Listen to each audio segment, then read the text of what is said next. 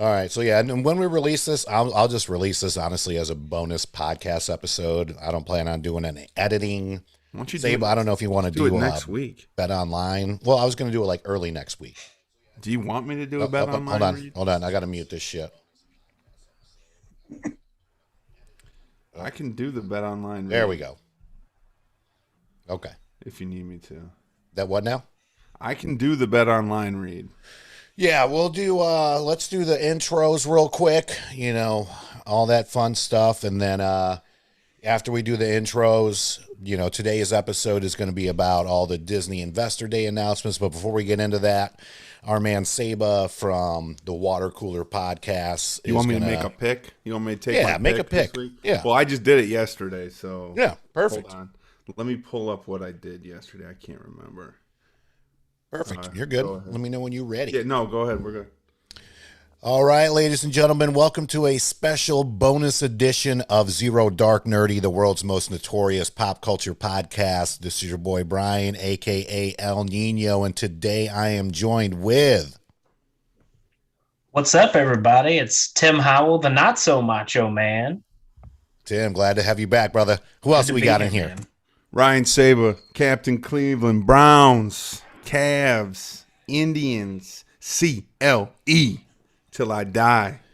I tell you, I know we're going to get to it in a little bit, but that Monday night game was something special to watch. I will say that. A lot of people turned it off with 6 minutes left to go, and I'm glad to say that I watched the whole thing, and it wasn't really so much heartbreaking for you guys. I still am going to pull for the Browns this year. I'm still an Eagles fan, but I will always pull for the underdog as well. But big ups to Saba, the Water Cooler, Luke Crocker, and all the Browns fans out there. Today's episode, we are going to be talking about not all, but the majority of announcements from last week's Disney's Investors Day. A lot of cool stuff that was announced, a lot of stuff that we already knew about, which Tim was on the podcast before when we did kind of like the 2020 sneak preview as far as what was going to be coming out on Disney Plus. Obviously, when we did that podcast, we did not know that COVID was going to be striking down literally on St. Patrick's Day is when everything got shut down, at least in North Carolina. It hit California and the West Coast before us, but here on the East Coast, it was right around St. Patrick's Day where everything just kind of closed down and put an entire halt to the entertainment industry. So we're going to be talking about, you know, Pixar films, Disney Plus, Hulu, FX, all that stuff. But before we get into that, we do want to give a big shout out to the Believe Podcast Network. And of course, one of our great sponsors, betonline.ag. And I'm going to let our man, Captain Cleveland, take it away with our little sponsor plug there. The NFL and college football are in full swing. Playoffs are right around the corner. You might not be at the games this year, but you can still be in on the action at BetOnline. From game spreads and totals to team, player, and coaching props, BetOnline gives you more options to wager than any place online, and there is always the online casino. It never closes. So head to betonline.ag today and take advantage of all the great sign-up bonus. Again, that's betonline.ag and sign up today. BetOnline, your online sports book experts. And I encourage you every week, Luke and myself at WC Sports Pod, the Water Cooler, we make weekly picks. We're giving people right now this year, we're 16-16-2. Not bad. I would give a pick, but I don't know if this is going to air this week, so the pick will be outdated. So every week we release, most weeks we release Tuesday at noon. Every once in a while we go Thursday at noon. Not very rarely do we do that, but we make picks every single week, and we're winning money, baby. Santa, we're giving people money for Santa this year. So Straight at WC cash, Sports homie. Pod. Love it. Well, I'll tell you what, I know you can't make a pick for this week because I believe this is probably air on Monday or Tuesday for our listeners out there. We are recording this and it is going to be available on Facebook. This is our first YouTube live episode, but there was a kind of a spread pick'em on what the Indians might change their name to. So as far as predictions, real quick before we get into the Disney stuff, and believe me, for those of you out there, just believe me, we're going to get to all the Disney announcements. But real quick, Saba, what do you think is going to happen with as of right now, the Cleveland Indians as far as their name goes? Yeah, I think there's like 4 names that I'm hearing. The Spiders, which was the team's original name. Mm-hmm. The Guardians is one that I've been hearing a lot as probably the best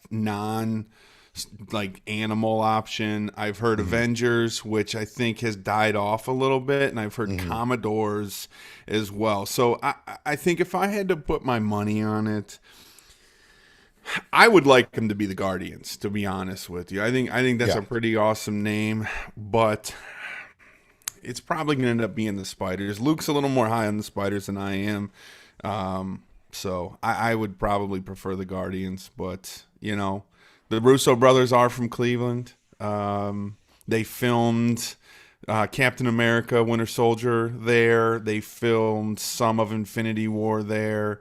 They filmed a lot. A lot of the movies that they filmed for Marvel happened in Cleveland. It's also the birthplace of Superman. So I think there's obviously some opportunity to tie into comic books, pop culture, those kind of things. But my guess is they'll probably lean on Spiders.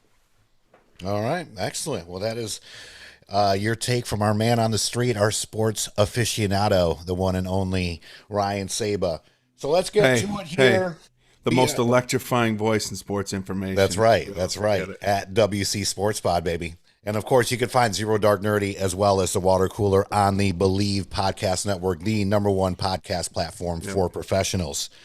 All right. So as a lot of you may, or if you don't know, you obviously do not have access to a television, computer, or the internet. Disney went ahead and activated its full Death Star capacities last week and went all in and unveiled much of its upcoming slate of projects. So we're talking about pretty much they announced 100 properties, 80% of which are going to debut on their Disney Plus service. And, before we kind of get into it, I want to get your guys' take on this too. Obviously, because of COVID, the Disney theme parks have taken a gigantic hit. And I do believe that they are kind of pushing more towards a streaming platform. Streaming platform did incredibly well in its first year, 86.8 million subscribers in its first year. By 2024, they're hoping to get 230 to 260 million subscribers by then, which, of course, when you announce 100 properties and 80% of which are going to be on your show, obviously a good take. So I want to start with our man, Tim. Tim, you haven't been on the show in a while. We miss you dearly. I know you've been taking care of the family. Much praise to you, the wife, and the kitty out there. But what's kind of your take so far as just the House of Mouse and not just their announcements, but everything that's been going on since COVID, because they literally bought Fox. And when it became official, COVID was like a couple months after. So, yeah. Yeah, I mean, I think obviously buying Fox was a huge deal for them. Among, all the properties and everything, it gave them control of Hulu pretty much completely. I think that's a big push for them. Looking at the numbers that they announced, Disney Plus and ESPN Plus are pretty much where they thought they'd be 4 years from now. Yeah. Wow. The one that's behind is Hulu. Okay. So I think there's going to be a lot more focus on that moving forward. I know they announced a new package for the ad-free Hulu bundled with Disney Plus and ESPN $6 more bucks. Yeah, like a real good deal. Yeah. But yeah, I mean, Disney's just been swinging for the fences. I mean, I signed up day one mostly for nostalgia. You get to, we had a baby last year. And so I was like, oh man, we can easily show her all our favorite Disney movies. There's so much stuff there. And, The Mandalorian is sort of the crown jewel, I think right now. Mm-hmm. That's the one you hear about, but I mean, let's not forget in July, Hamilton hit. Holy smokes. It blew up. And, if they keep bringing content from all avenues like they are, Nat Geo, the Star Wars stuff, the Marvel stuff, like they're just killing it. Yeah. Yeah. As they have. Sabo, what's your hot take on that? Look, I got Disney Plus free for a year through Verizon, and Same. I primarily have used it. I've watched a little bit of The Mandalorian. I really like The Mandalorian. It's just there's so much shit on right now that it's really tough to watch everything. I primarily use it for all the Marvel movies. Obviously they don't have the Spider-Man stuff yet, but that's coming. They've started to incorporate some of the Sony stuff, some of the X-Men stuff's on there. They have Avatar on there, which is weird. That's a Fox movie too, right? Or is it? Yeah. Fox, so, I use it. Primarily to watch the older stuff. There's not a lot of new stuff on there, but to kind of bring my point back together, my year's subscription ended and I started paying for it immediately. So it's something that's going to continue to be in my arsenal. It's something that I you have to have, because I think the expectations were that you were going to see some of these shows that we're going to talk about right now within the first year, and because of COVID and other things, those have been delayed. But at this point, now that we're starting to see some of the previews and some of the footage from those shows, I mean, it's basically going to be it seems like they have filmed all of those shows very similar to the movies. It's a very similar visual experience. Obviously the stories are going to be drawn out a little bit, but I think Disney Plus may, 18 months from now may end up being, it's certainly not going to overtake Netflix, but it'll be a premier platform. Yeah. Agreed. Real quick to your ahead. point. It just occurred to me, a lot of folks got that year for free. And that's probably why this event happened when it did. Yeah. And they came out guns blazing. Yeah. Sure. Like, stick around for the second year, because start paying us. Right.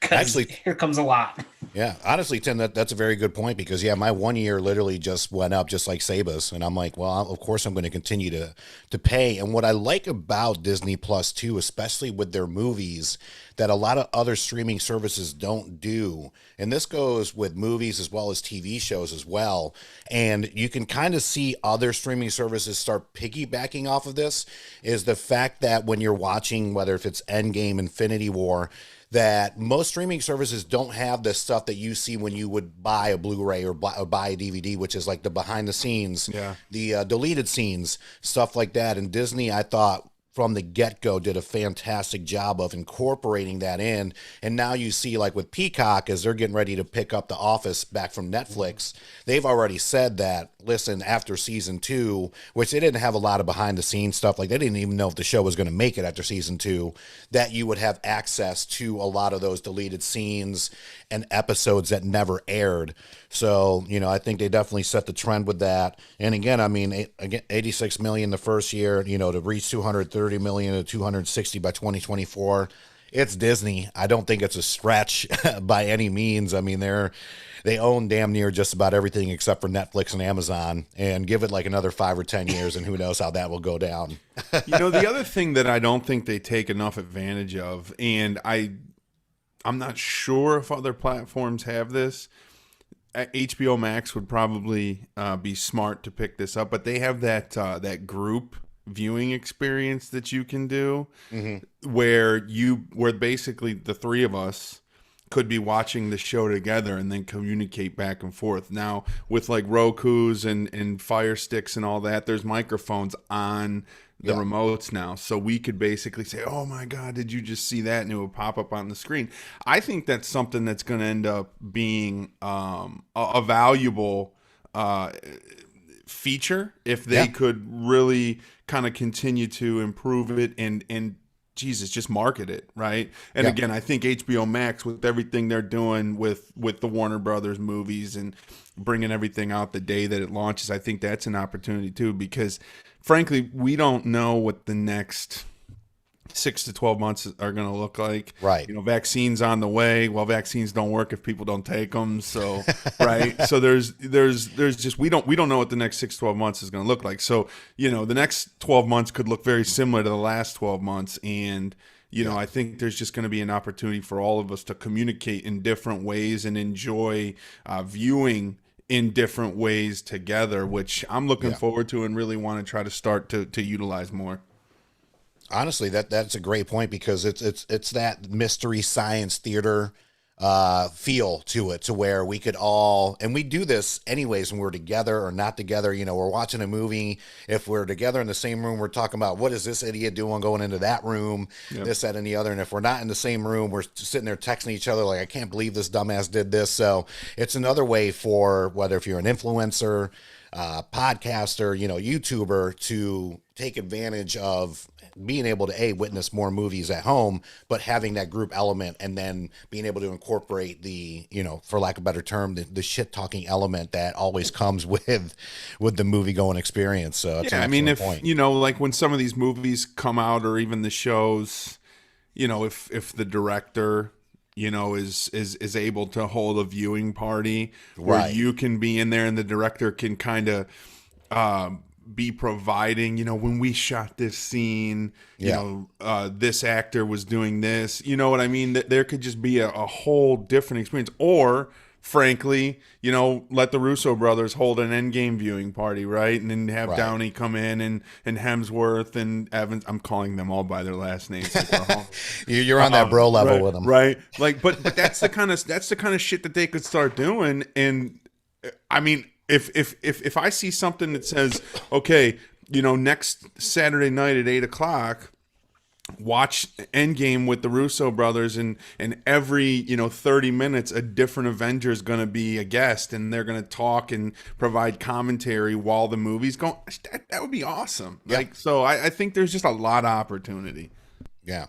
Don't be giving away too much, Saba. I still want to hold on to you here at Zero Dark Nerdy. I don't want, Marvel Studios to scoop you up, and if they do, I need to get 10% of that.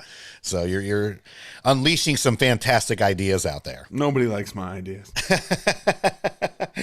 So what we're going to do is just kind of get into it, round table.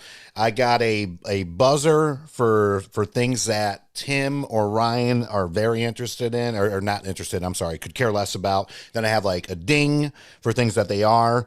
And obviously we cannot get through all of them. This would be like a 3-hour podcast if we could. So I try to, break it down as much as possible. And then I'm going to do a tally as well. And then we're going to have a blog post on this, so we could actually, as far as like a stack ranking, see the things that, as a unit, because I'm going to vote on it too, the three of us are most excited to see. And then I'll also send this out to the rest of everybody on Zero Dark Nerdy. Big shout outs to, of course, Matthew, Jadon, Jordan, Dennis, Courtney, Nicole. We're like the Avengers. I can't keep up with everybody's names. Nicole, everybody at Zero Dark Nerdy as well. And we'll send some out, some polls out to fans too, but we're actually going to stack rank it as far as what we're interested in, as far as top all the way down to the bottom. So we'll go ahead and start off with Hulu.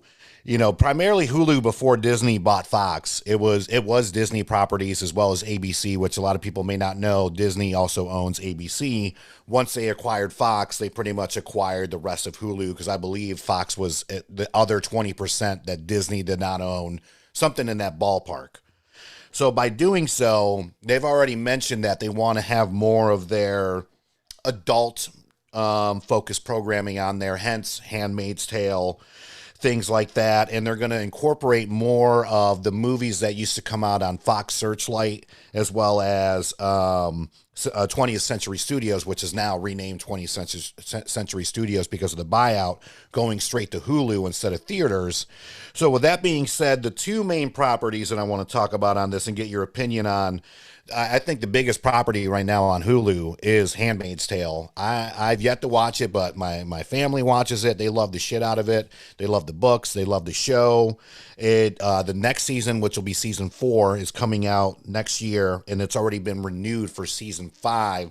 So kind of quick takes, as far as you guys, I don't know if you watch it or not, but just let me know, and then we'll go from there. Yeah, we watch Handmaid. We watched it from the jump. And it's one of those that we kind of count down to when the next season's going to start. It's always, you find out like 2 months ahead of time, and it's like, oh, is that out yet? It's not out yet. Oh man. So yeah, I was kind of bummed we didn't get a season this year, but good to hear we get 2 more. I'm not familiar with the book, so I've heard a lot of people say like once they got off the book, it sucked, but I enjoy That's it. like anything now. Yeah, I enjoy it. I think it's great. Glad it's sticking around. All right. So that is a ding right there for Tim. And Saba, thoughts? What I've heard of it, it's a little too much anxiety for me. I try to avoid anxiety. I have enough anxiety just in waking up in the morning. I don't need it from my TV shows as well. I am a manufacturer of anxiety, so It's to be your new AKA. Yeah. It's probably one that I will go back and watch when it's all said and done. My brother watches it. He's big on it. So I wouldn't necessarily give it a ding or a eh. It's an incomplete, an undecided for Captain Cleveland. Undecided. For that, you get the harp noise there. That'll be the undecided noise of the night. For myself, I'm in the same boat, just like you. I would like for it to wrap up so I could probably binge it. Again, I've heard nothing but great things. My sisters love it. Kate, I think it's Caitlin Moss. Is that her name from Mad Men? The main actress? Elizabeth Moss. She was great. I just finally got to see Invisible Man about a month ago, and she was fantastic in that.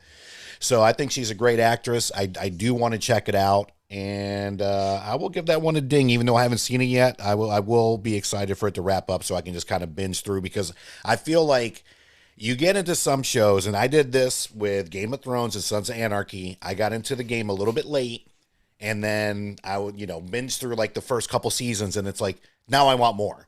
And then you have to wait. And especially with Game of Thrones, you have to wait as much as 2 years for us to get the finale that we really did not want. But I'll give that one a ding for me. So for the record, Brian's excited for season 4 of a show that he's never watched. 1, 2, or 3. Ding. There we go. Harp sound, baby sound. All right. And then the second one, which is probably the most surprising announcement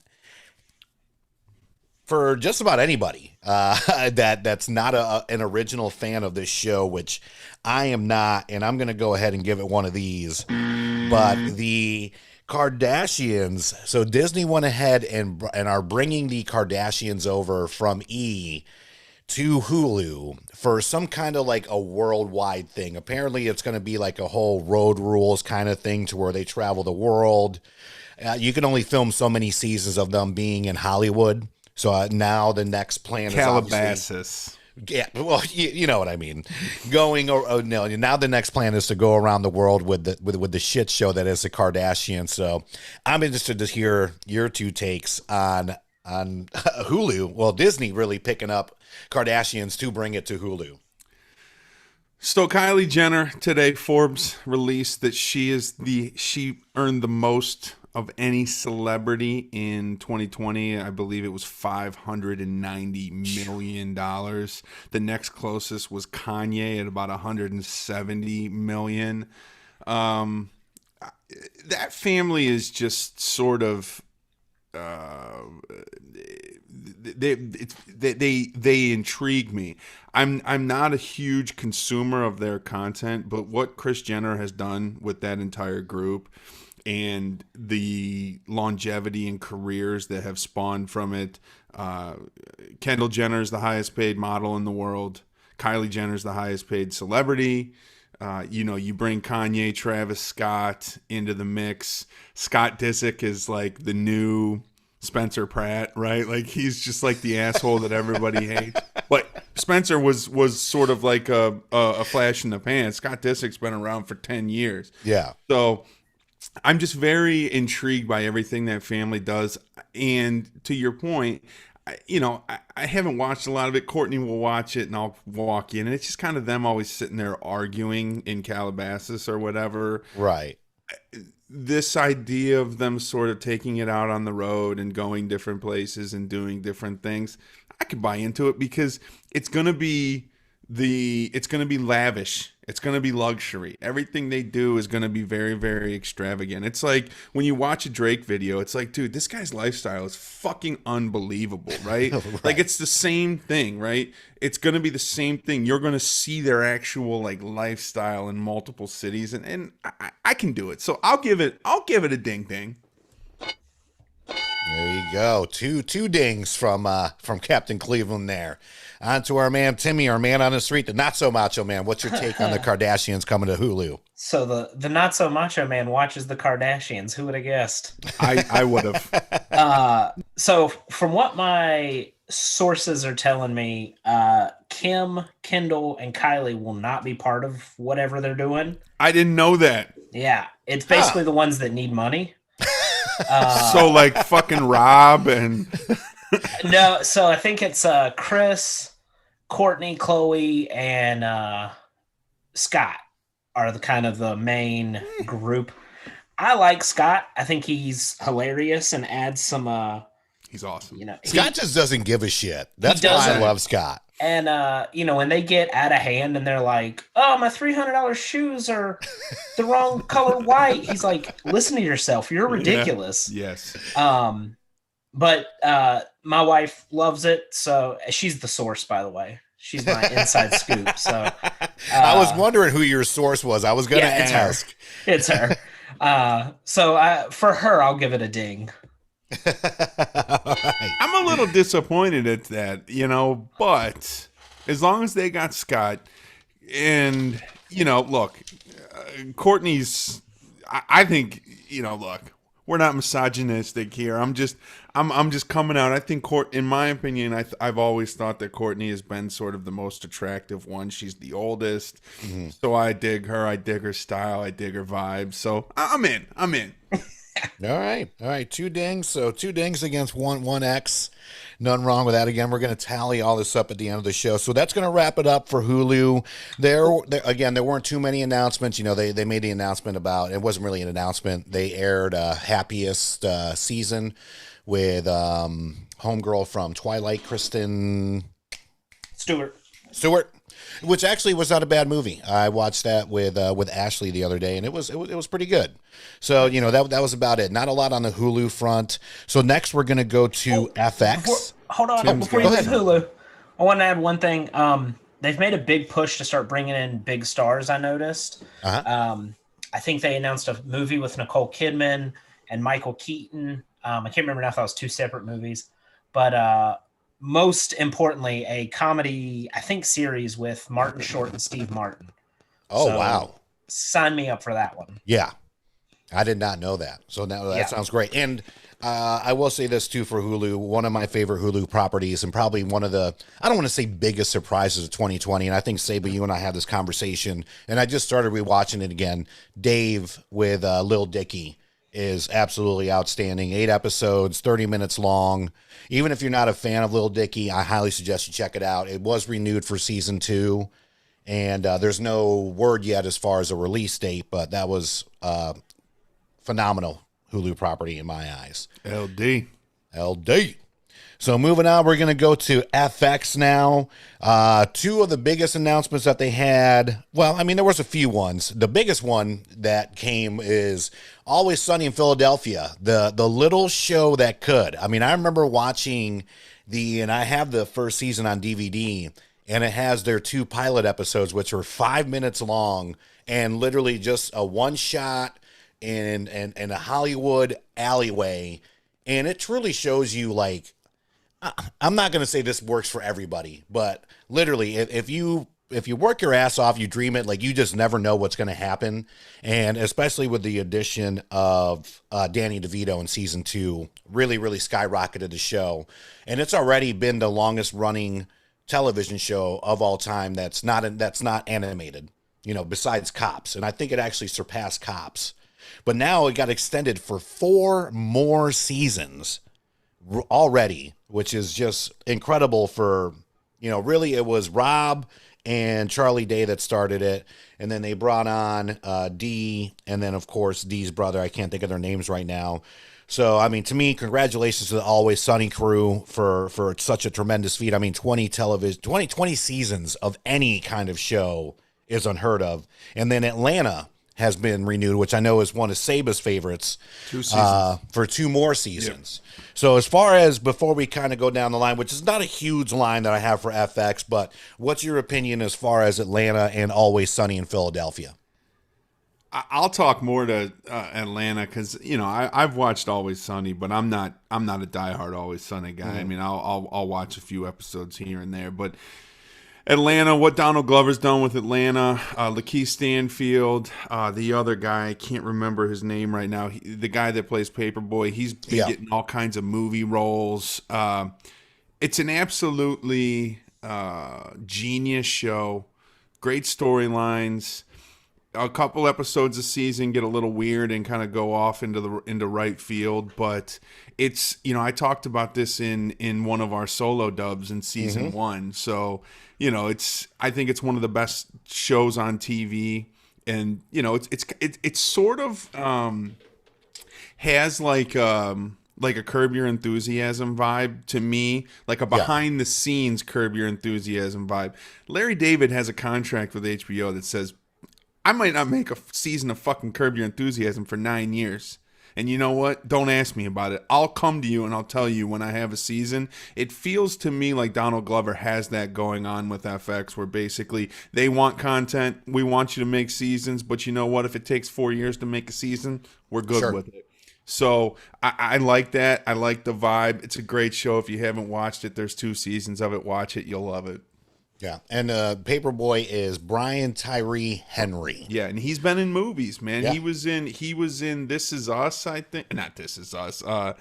The horror movie where they have the opposite persons of themselves. He's been in a lot. Us. Yeah, he's been in that. He's in a lot. I think he was in. He's been in a lot of movies. Okay, so anyway. Yeah.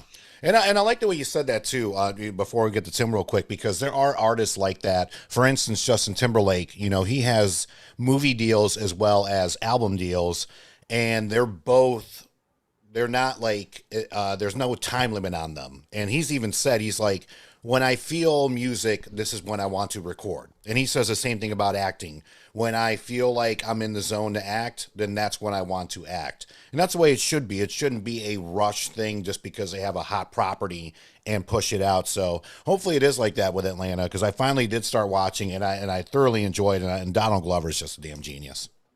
Trailer for a new Justin Timberlake movie actually came out today. It's on it's January on Apple TV. He's ex-convict. It's called Palmer, ex-convict. He's dealing with a little boy who sort of has some gender identity issues. He's kind of working through them with that. It looks like it's going to be make you cry. Palmer. I see you writing the name down, B-Hearn. It's Palmer. Yeah, no. I was making sure I'm keeping up with the scores on what everybody's grading. January 29th. So check that out. The trailer just came out today. All right, I'll check it out. And then I got a buzz for you on Always Sunny, and then a ding for Atlanta. Yes. All right, Tim, you're up. Not a whole lot to add, honestly. I like Always Sunny. I like Atlanta. I have not watched all of either. But what I've seen, I like of both. I do think Always Sunny is starting to get to that phase every sitcom does, where it's like jump the shark. What are they gonna do next? Like you've got to get more ridiculous and more. And I mean that show's always been ridiculous, but but it is still funny. Atlanta's great. American Horror Story was also renewed. I don't watch that, but I know a lot of folks that do. So put me down for a couple hearts on that. But I mean, FX, I'm more excited about what's coming to FX than what's staying there. What's coming? So what's coming? Are we talking about? I mean, we can go ahead and get right to it too, because I know Saba does not watch American Horror Story, so I'm gonna go ahead and put you down for a big buzz on that one. And I get fucking scared, man. I'm sorry. yeah, no, you're good. I don't watch it. So you're good. And even my daughter, who was a huge fan, she's kind of fallen off the bandwagon a little bit on American Horror Story. So I'll give her a little buzz for that. But the big news, and I hope this is what you're talking about, is the Alien TV show coming to FX. Yeah, that's half of it. Okay. It's cool to see Disney taking the properties they've gotten and give it, through the Fox purchase, and giving them kind of the same treatment that they're giving giving Star Wars and Marvel. And, they're investing in these other franchises that they've now got at their disposal. I was talking about the YTT series. Of course, he did What We Do in the Shadows. Yes. He has a new series coming out I believe it's called Reservation Dogs, about Native American teens growing up in, I think it's Oklahoma, on the reservation. Right. Just such a unique perspective, a unique concept, I feel like. And of course he's amazing. Great. So yeah. Excited to see what that comes out like. Yeah. Good call. Have you guys, just real quick, seen Jojo Rabbit yet? Yeah. Not yet. Oh man, it's so freaking good. So damn good. Taika's he's a visionary. And I don't know if it's just him being from New Zealand and they just see things in a different aspect. But I tell you what, I'm just a huge, huge fan of the guy. And, speaking about that, we're going to go ahead and convert over to, so we have Lucasfilms. So we're going to go ahead and talk about the shows first. So obviously Mandalorian, massive hit. Massive hit. I mean, anybody, especially us Verizon users that got Disney Plus for free, that was the one thing that, we really got to enjoy from the get-go. And I'm not I'm myself, Saba, I think Tim, you're right around. I know I'm the oldest in the group, but I'm used to growing up to where you literally had to wait 1 week at a time for shows. I was not gifted with being able to binge something right away unless it came out forever ago, and maybe you got the TiVo it back in the day. So that was the one knock on Mandalorian that a lot of people were upset about, was the fact that they couldn't, sit down and watch the entire season in one day. I don't mind them taking that approach, just like Amazon. I like that they did the first 3 episodes of The Boys right off the gate and then went, 1 episode a week. I don't mind doing that. I really don't. So, they came out, hit a home run. Jon Favreau, just one of my favorite directors and people in all of Hollywood, killed it, absolutely killed it with this. And I think literally it wiped the stink off of not just the last Star Wars movie, but also like Solo, which was the last spin-off movie before we got to the final Skywalker movies, and just kind of let everybody forget about all that. And with that being said, so we'll just go ahead and get right to, so there's going to be 2 direct spinoffs on The Mandalorian. There's going to be Rangers of the New Republic, and then the Ahsoka TV show with Rosario Dawson, who's already made a cameo this season on The Mandalorian. And then eventually both of these shows will lead to a massive crossover. We've seen this work, and I want to use this term loosely, work with the CW and their, Arrowverse and all that. I obviously think, being that this is Disney and Favreau and everything else, this will tie in a lot better. But just on those 2 shows alone, and even The Mandalorian too, let me get feedback from you guys on that. Yeah, well, I love The Mandalorian. Growing up, Boba Fett was always my favorite. And actually, I tweeted out this season, I was like, there's a man dressed as Boba Fett on a speeder bike. 12-year-old me is writing this show. That's like the stuff you play with your figures, and that's what you're doing. And this season has been just fun. Love, spoiler, I guess, I love that Boba Fett's back. Yeah. I know there's rumors of him getting sort of a mini series of how he got from Return of the Jedi to Mandalorian. Right. I hope that happens. But they didn't announce it last week. You think about Star Wars, there were 3 great movies Then there were decades later 3 disappointing movies. Sure. Then decades later there were 3 disappointing movies. Right. And it's like, this is such a beloved franchise, and not, shitting on it at all. I love all of it, honestly, even the stuff that sucks. But Mandalorian has just revitalized it, and I think that's evident with all the stuff they're doing moving forward. Those 2 shows in particular, honestly, are probably towards the bottom of my list of what I'm excited about, but pretty excited about them. Okay, so I'll give you 2 harps for okay. All right, for those 2 for the bottom of the list. All right, Captain Cleveland, what's your take on this? Look, I love The Mandalorian. I love Favreau. I'm a little behind on The Mandalorian. We were kind of talking about this off air, but it's certainly something that I will watch. I'm a guy that I don't think I've loved is a little dramatic. I've liked all of the Star Wars movies in their own way. Huge fan of Episode 2, Episode 3. Definitely a big fan of 7. 8 wasn't great. I haven't seen 9 yet. I haven't seen The Rise of Skywalker yet. So, right, that's the last one. Yep. I haven't seen that yet.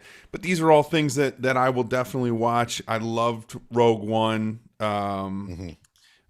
I even liked the Solo movie, to be honest with you. So, for you, Tim, you said that Boba Fett was your guy. Han Solo was always my guy. I love it. So, look, I love it. I'm into it. I'll watch it. I'll watch the spinoffs. A guy I work with, and again, Tim and I were talking about this off air.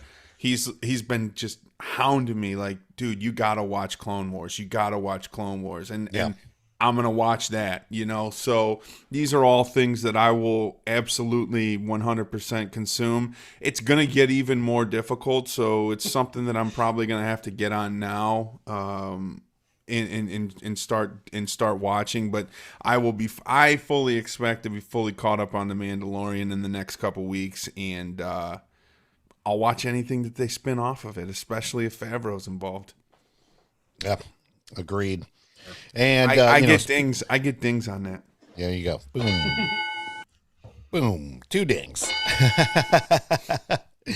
All right. So speaking of Rogue One, which, Saba, you and I have had this conversation a lot. This is a conversation I have with a lot of Star Wars fans out there. To me, this is, as much as the Skywalker saga, we would not have all this without the Skywalker saga. So I do not want to degrade the movies by any means. I mean, from New Hope to especially Empire, which is still, to me, one of the greatest sequels of all time, even though it's technically Episode 5, but at the time it was a sequel. It's been fantastic. And yeah, there were definitely some hiccups in 1 through 3. Definitely some hiccups in 7, 8, 9. That is for damn sure. So with that being said, when they came out with Rogue One, it just hit on so many different levels to me. Just the fact that you actually get to see how the rebels got their hands on the plans of the Death Star and how much sacrifice it took, and the story in between that, and just the performances on top of that too. It was Forrest Whitaker. I cannot think of the Asian gentleman's name who was the blind guy who went strictly by the Force. No. But great performances all around. So we have the our boy Ben Mendelsohn's in that. That's right. He's the villain. That's right. And a very underrated actor as well. I don't know how many of you guys watch The Outsider. I know you haven't, Saba, because it is that Stephen King shit. Yeah. But Ben Mendelsohn, especially his role in Captain Marvel, is absolutely fantastic, and I'm really glad that he got to keep his accent. So whenever we've talked about this over and over again, doing like very underrated actors episode. He's definitely in that for me. But again, the Rogue One spinoff. So they are going to do one on Andor, which is the main character. Diego Luna plays him. It's going to be like a spy thriller leading up to, pretty much the events of Rogue One, which, spoiler alert, does not end well for everybody involved. So obviously a prequel. I will say this, as much as I really thoroughly enjoyed Rogue One, his character was honestly probably my least favorite. Come on. I You know, and that's, I mean, I get his role. I get what he was trying to do. I will probably watch the show. So that's going to be a very hard maybe for me on that one. You know, I will watch it because, like I said, Rogue One is probably in my top 3 of all-time favorite Star Wars movies, period. Whether, you know, the direct Skywalker franchise or spin-offs or whatnot. But that's my take on it. I want to go ahead and get that out of the way. Tim, what's your take on the Andor Rogue One spin-off? I'm partially with you. If I'm looking at that movie and I go, I want to make a show about I want to watch a show about one of these characters, he's not my first choice. Agreed. That said, I'm pumped for this show. I think a lot of these shows that they announced are what they envisioned sort of the Star Wars stories being. Mhm. Rogue One, Solo. I think Solo kind of put an end to that idea, which is unfortunate because Solo's not that bad. It's really not. But I think this and a couple others that we'll get to are kind of filling in those gaps. Okay. But yeah, I'm a ding on that. Ding on that one. Captain Cleveland, where are we at on I'm that? into it. I love it. I liked him in Rogue One. I liked his character. You know me, I love love, so I love the little sort of love story there. So I'm into it, man. I'm ding ding. A ding ding and a maybe. I like it. Let me give you those dings there. All right, keeping it moving out there. Obviously, this has been announced for a while now, but they've made it official, not just with Ewan McGregor, you know, of course, signing on as Obi-Wan Kenobi, but now they're bringing back Hayden Christensen, which, don't get me wrong, he has not been in a lot of movies or shows in quite some time now, so I'm sure he was biting at the bit for it, which I will say I really do love him in the movie Jumper, which is probably one of my most underrated, you know, in my top 10 of underrated movies. But, you know, he's coming back as Darth Vader. Obviously, Ewan McGregor. So this is going to take place, of course, after the events of Revenge of the Sith. So what are some, you know, giveaways, thoughts on the Obi-Wan Kenobi series coming to Disney Plus? I'll just reiterate what I said. I think this was you know, in someone's mind, this was a Star Wars story movie. Right. And then they thought, we could make this a series and do it right. Yeah. There's a lot of story to be told, I think, to get you from episode 3 to 4. Mm-hmm. And I mean, mostly it's children growing up, which is boring to watch unless they're yours, or Obi-Wan and Darth Vader. I hope this gives Hayden Christensen kind of a redemption a little bit. Mm-hmm. I think he got a lot of undeserved hatred, I guess. I agree. You know, he played the character they wrote. He couldn't. Right. What are you supposed to do with that? Yeah, he couldn't do it so much. So, yeah. And you know, the Darth Vader that we have seen in recent TV and film is different from the A New Hope Darth Vader. So I think that'll be a lot of fun to be able to see, you know, him really going full into the dark side and getting real good with a lightsaber. Right. And then you know, why does Obi-Wan just go retire in the middle of the desert? Right. I think that'll be, it's a story that I'm interested to see. So yeah. And I agree with you too. I mean, the great thing about Disney Plus is they're bringing these stories to life more ways that you can capture with a series than you can in a 2.5-hour movie. Yeah. Which is going to leave so much more to the imagination. So Saba, what's your take on that? Let me give a couple dings out there for Tim. I'm totally into this one as well. I liked Hayden Christensen as Anakin Skywalker and the transition into Darth Vader and, you know, the final battle where he got his arms and legs chopped off. I thought episode 2 and 3 were good. I mean, I really enjoyed them. So I'm in the you know, the minority when it comes to that. I like Ewan McGregor. You know, this is a role that I don't know if anybody else really could have played, to be honest with you, because he's kind of become Obi-Wan. So I'm into it. I'm looking forward to it. It'll be one that I will not need to catch up on. Yeah. Good call. A couple dings out there for Saba, and I'm going to keep the dings on going. Same thing. I love Ewan McGregor as Obi-Wan. To be honest with you, if I were to pick between the first 3 and the last 3, I will take episodes 2 and 3 over episodes 8 and 9, to be quite honest with you. And again, I agree with Tim as well. I do think that Hayden Christensen did get a lot of unfair, just kind of backlash. It's like, what are you supposed to do with a character that we've literally only seen with a helmet off and actual emotions for all of 5 minutes?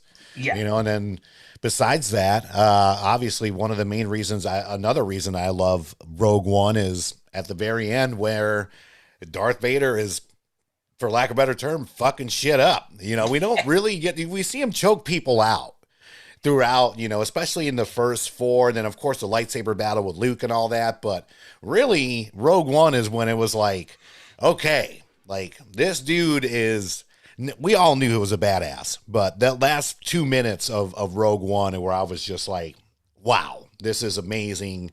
So, yes, I definitely agree with that 100%.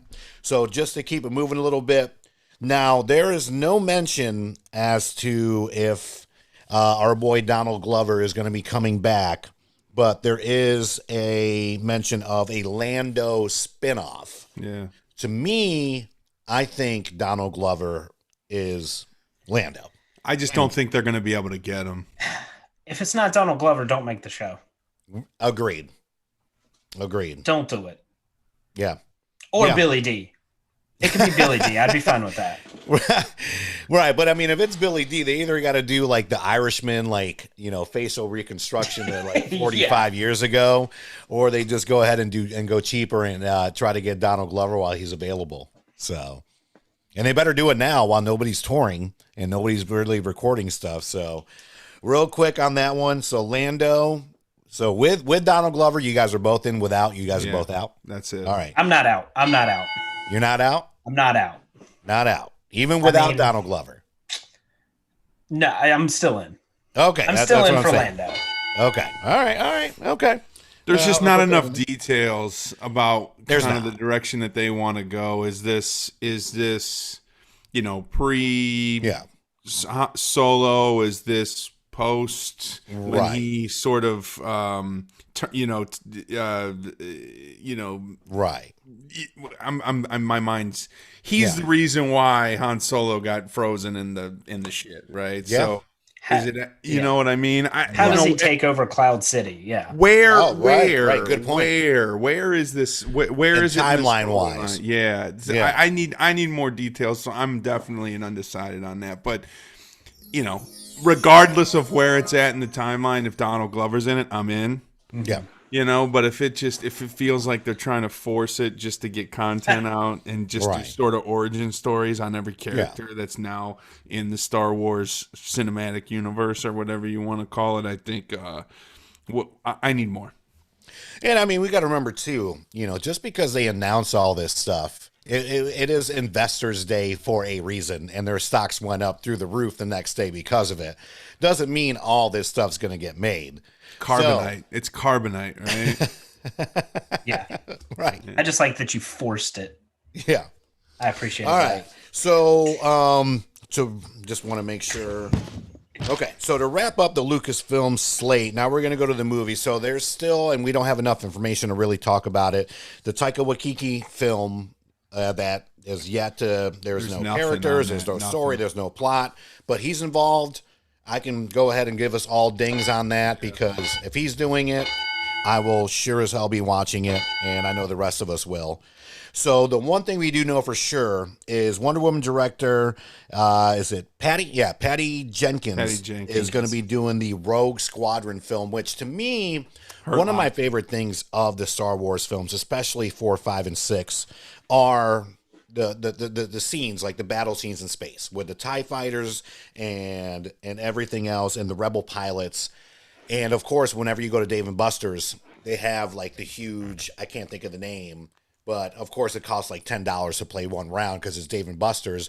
But you get in there and you're in a damn TIE fighter going up against everything else, and you can pick your different missions. And I mean, it's just fantastic. So the fact that we actually get a Rogue Squadron movie that's going to take place where Luke actually led it, I'm very, very excited about. So that's a ding for me. Let me get a little bit of feedback from you guys on that. I got nothing else. That summed it up perfectly. I'm pumped for it. I think it's going to be very sort of action packed, Top Gun-esque, right? Yeah. Where they really put an emphasis on the dog fighting and those kind of things. I'm into it. I love it. Yeah, the TIE fighting and the X-Wings. Oh my goodness.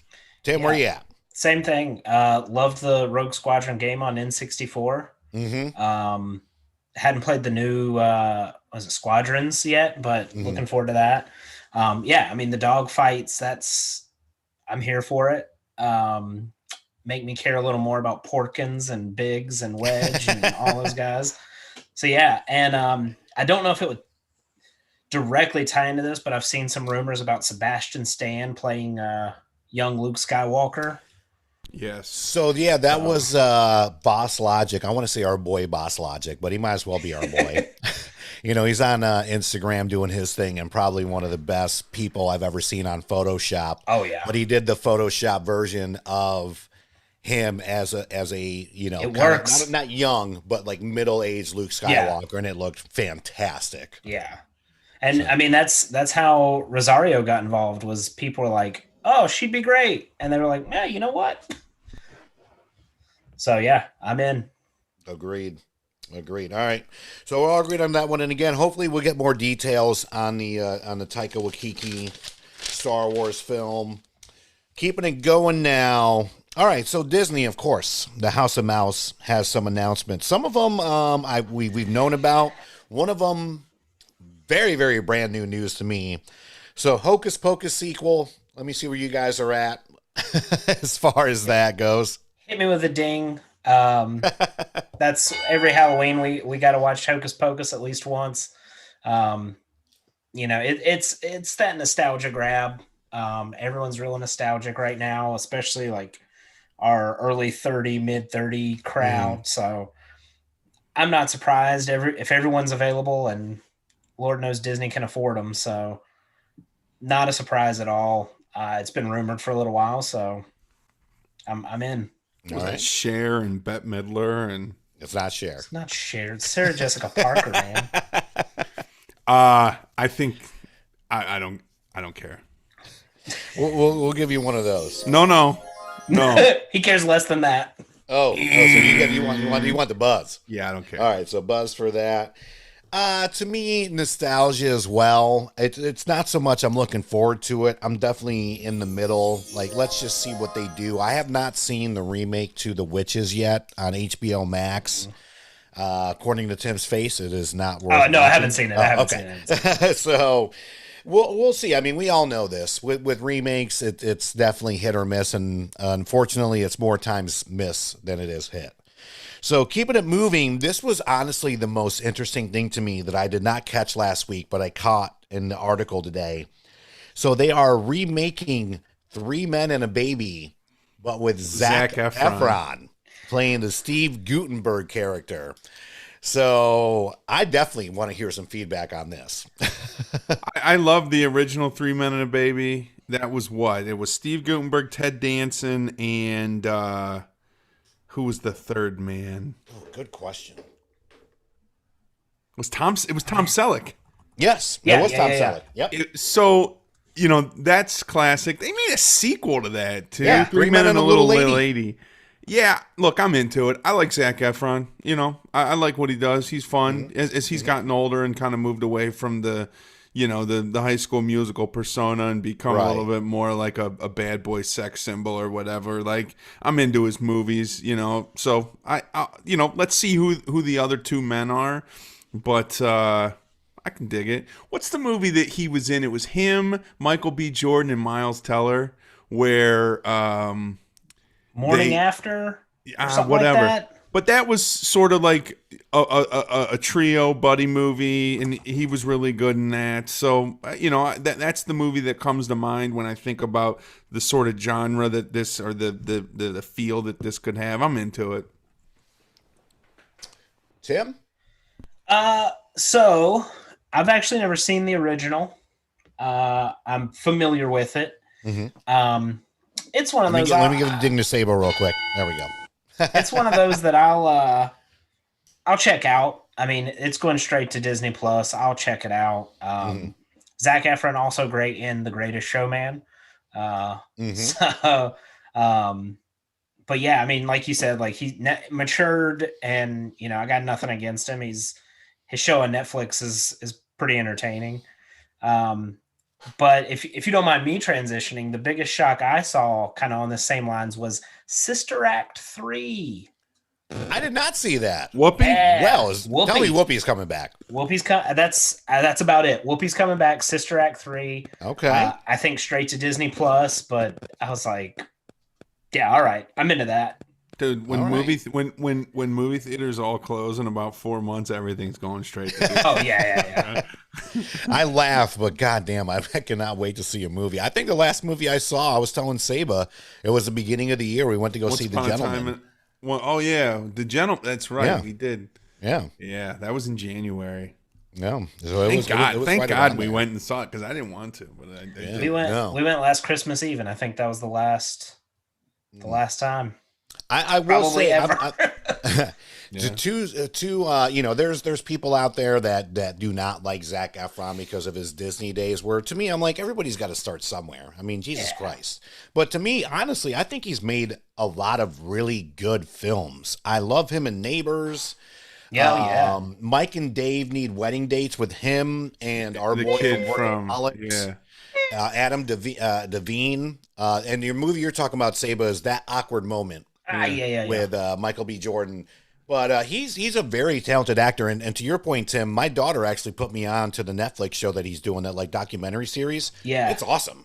Yeah. Like it's really good. So I'm definitely not a Zac Efron hater by any means. So originally when I saw it, I was just intrigued because it was more like they're really going to remake this movie. But at this point, we're in 2020 now. Like, they're remaking damn near everything. So why wouldn't they remake this? But yeah, I agree to Saba's point too. Let's see who they cast as the other two guys in this. Yeah. But we'll see. It's a good start. I do like Zac Efron, and yeah, if it's going to be right on Disney Plus, then I mean, why the hell wouldn't I watch it? Yeah. So dings around for 3 Men and a Baby with Zac Efron. All right, so keeping it moving. I brought this up on our pre-show. So they're also going to be doing for Disney Plus 3 sports-based movies on the lives of Chris Paul, Wake Forest's very own, Keenan Love, which I do not know a lot of information about, to be quite honest with you out there, and Saba, who is the Greek freak. How do you say his name? Giannis Antetokounmpo. There we go. You get an applause one for that one, because I sure as hell would have butchered that. Antetokounmpo. So just call him Giannis or the Greek freak. Everybody. I'm just going to go with Greek freak on that one. So with that being said, and we'll start with you, Saba, especially you being with the water cooler, WC Sports Pod, for those of you maybe just tuning in or whatnot. Are you interested in all 3? Maybe 1 out of 3, 2 out of 3? Like, what's your take on that? Because I'm a big fan of true stories, but I want to hear your take. Disney always does great sports movies. I think of Miracle. I think of, Remember the Titans. I think of Invincible. I think was a Disney movie. It was. Disney always does great sports movies. Look, I'll check it out. Definitely the Giannis one. I don't know Keenan Love. I'll have to take a look at it. They just had a movie come out. Safety. The safety from Clemson, which I'll probably end up watching that. And what was the first one? Who was the first one on? Chris Paul. I'll watch the CP3. Local kid. He's from North Carolina. He's from up in the mountains, like Mount Airy area. Went to Wake Forest. So yeah, for sure. I'll watch him. Yeah, like it. A couple of dings across the board there. Tim, where are you at on these? Yeah, nothing to add. I mean, everything Ryan just said. Disney does a great sports movie. The one you left out to me is Radio. God, love Radio. Cuba. So good. Have you seen Radio, So Brian? good. Oh my goodness. I got to give you the air horns on that one. So yeah, I mean, I'll definitely check them out. I'm interested to see if it's actors portraying these guys, if it's more documentary style. I mean, the impression I got is that's the impression I got, is it's sort of a reenactment situation. So I mean, definitely looking forward to those. I would say especially the Chris Paul. So Excellent. Can't wait to see him punch a dude in the wiener. That's what he does. I only, I'm going to try to sum this down a little bit. So we got Kenya Barris, obviously known for all the ish shows, Blackish, Mixish. I love hashtag Black AF, or hashtag Black AF on Netflix. So he's got his version of Cheaper by the Dozen coming out, which to me is already Black AF on Netflix. What's a take on that one? So I haven't watched the new show on Netflix. I will watch it. We watched the ish shows here. We did not watch the one on Rainbow that came out, and it's since been canceled. But Blackish from the beginning, Grownish, it's on Freeform, so it's not on ABC.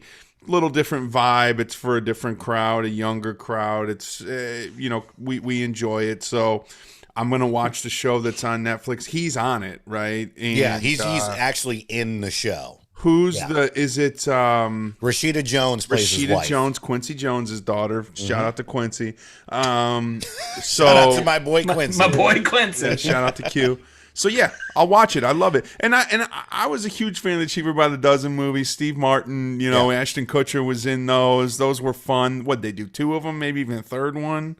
Yeah, they definitely did 2. They definitely did 2. I was into it, so yeah, I would definitely take a more progressive version of that, a more 2020 version. Absolutely. All right. Ding on that one, Tim. I have not seen the. I think I saw the first Steve Martin one.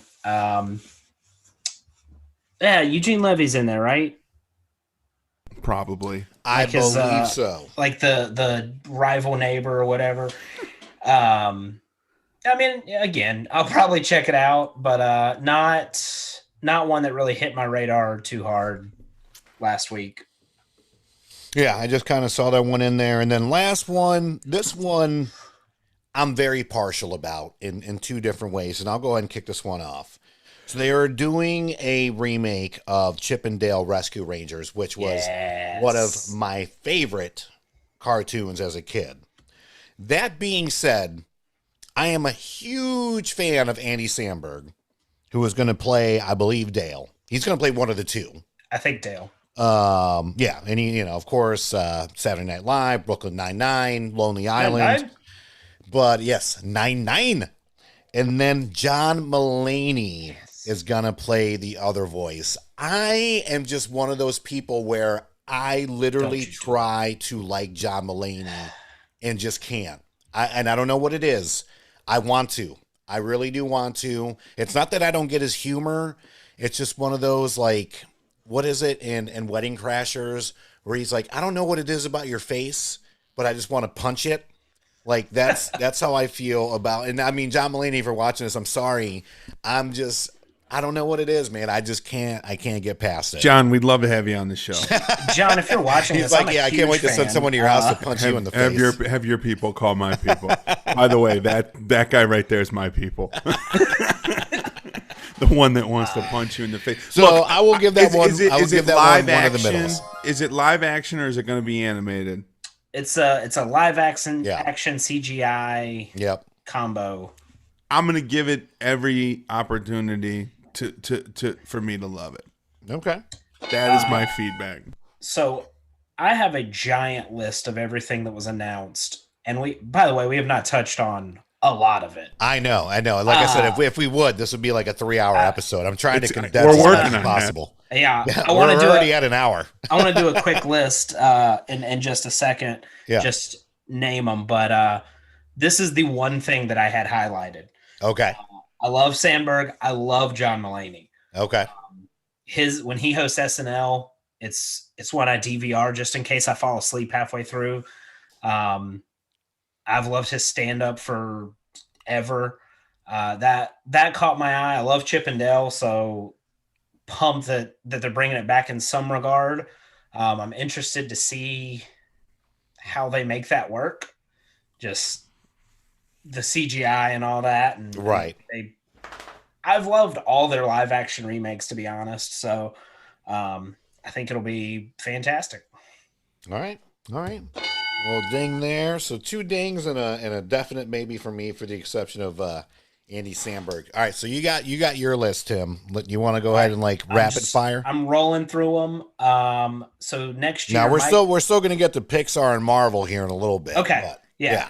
That comes in hour 3. So so next year, a Mighty Duck series. I love it. A Turner and Hooch series. Man. A live action. So the Beauty and the Beast live action remake. They're doing a prequel with Gaston and Josh Gad. I love Josh Gad.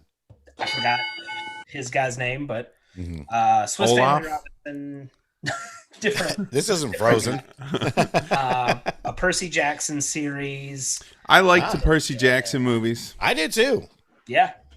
I primarily liked Alexandra Daddario, but if I can do multiple, let me go ahead and put an air horn for that one. Okay. but I still liked them. Some casting information about the live action Little Mermaid, which I think that's going to be good. Who are they gonna have play Ariel? Her name's Halle Bailey. Okay. Young actress. I don't know. She got a lot of flack, so she's African American and got a lot of crap because Ariel's got to be white. No, she doesn't. She doesn't. Melissa McCarthy is Ursula. Oh, I love that. Who's gonna play Sebastian? Daveed Diggs. So, old boy from Blackish and from Hamilton. Yeah. I love that. Yeah. Aquafina is the seagull. Love that. So yeah, that's great. That's a fucking home. Did you already say Javier Bardem? Did you already say him? Oh no, he's gonna play the prince. No, or whatever. He's King Triton. Yep. So who's gonna play the prince? Yeah, I didn't see that. I didn't see the prince on there. I saw Javier Bardem as King Triton, but then I can't stop thinking about him in No Country for Old Men. Yeah, Javier Bardem's probably a little too old to be playing the prince right now. Also, a live action Pinocchio with Tom Hanks, I assume, is Geppetto. Yeah, which is weird. I don't want to spend too much time on this, but for fucking years, Downey has been going on Howard Stern talking about how he wanted to make this movie a live action version of Pinocchio before Disney even started doing live action versions. He wanted to be Geppetto and da. So it was shocking to me that, well, I think him and Disney are kind of on the outs right now, but he's been talking about wanting to make this movie for years, but it's Hanks and why am I calling everybody by that? It's Tom Hanks. You became boys with all of Hollywood all of a sudden. And Bob Zemeckis is directing it, right? Yeah, that's going to be great. Well, how was he on the outs with Disney? Didn't he just do Doolittle this year? Well, I'd be on the outs too. That wasn't all his fault. If I'm Disney, I'm like, listen, bro, we need you to do one more thing for us. Oh, well, I mean, with all the multiverses, and that's a whole nother episode to get to. Tim, I shouldn't have said on the outs. That was wrong. I just think him and Disney right now, their relationship isn't as strong as it once was. Yeah. Sure. So I'll save all the Pixar stuff, but Jungle Cruise with The Rock and Emily Blunt. Love her. A live action Lion King prequel. A new film called Raya and the Last Dragon. I didn't see much about it, but it looks pretty solid. Some TV shows, Baymax from Big Hero 6. One based on Princess and the Frog, a Zootopia series, and a Moana series. And a new one called Encanto with music from Lin-Manuel Miranda. So they're just cranking stuff out. Like I said, it's a lot to go through. I mean, not all this stuff's gonna happen either, right? Right. Yeah. And if we were to record this like when we first started with all 5 of us on at the same time, this would be like a 5-part mini series. Yeah. So, But no, good list out there, Tim. I mean, that's definitely been on my radar. As far as Pixar, real quick, the big one that stood out to me, and I think stood out to everybody, obviously, is the Lightyear.